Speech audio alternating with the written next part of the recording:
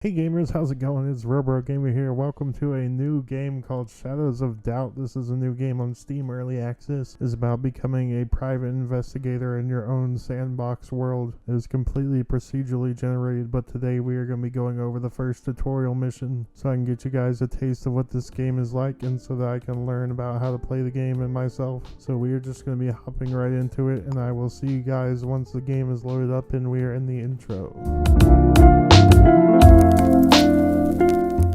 It is the late 20th century. Hyper-industrialization has swept the planet.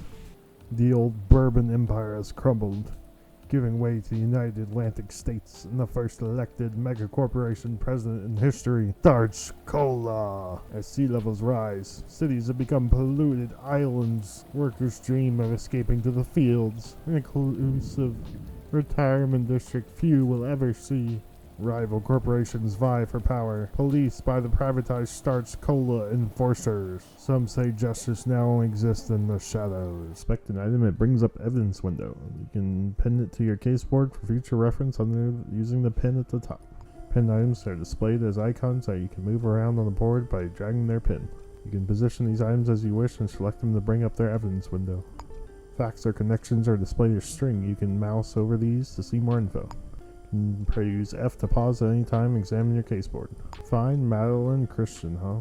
Madeline Christian? Never heard of her. This is a job. It's a lousy way to do business. Throw a note under my door and think that I'll do this work for them? Tab, top of a group items do not take up inventory space. These are vital tools for the trade. The lower section features slots that can store other world items. You can drop or store and pick items for fingerprints once an item is selected. You can assign hotkeys to inventory spaces by hovering over them and pressing the desired key. You can also view info about your current status effects and how to get rid of them in the inventory screen.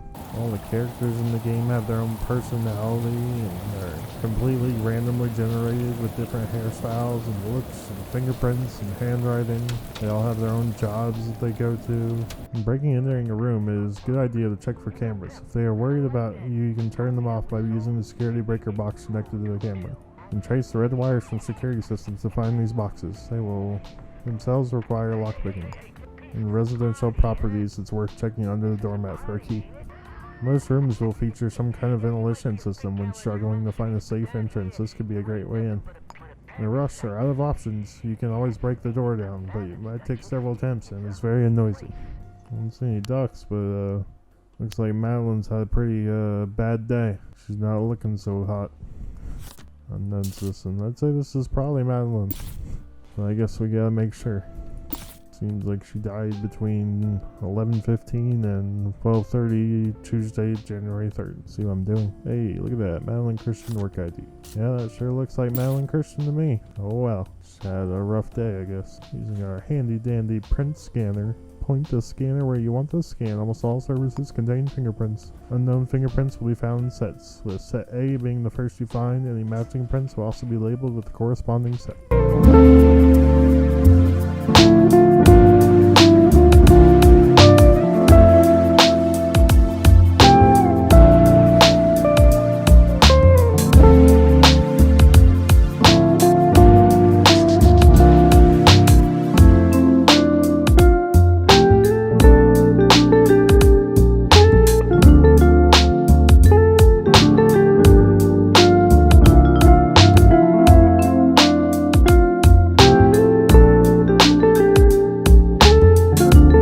Unfortunately, our checks indicate that you do not meet the required social or economic requirements to be approved for one of our policies. Why not check our range of alternatives for ex-offenders and those not less fortunate, such as salary requisition scheme?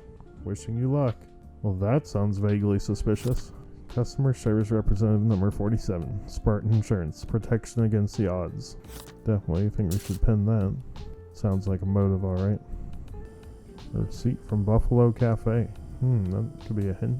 It means we know she frequents or has been the Buffalo Cafe. Looks like she was even there on the day that she was murdered.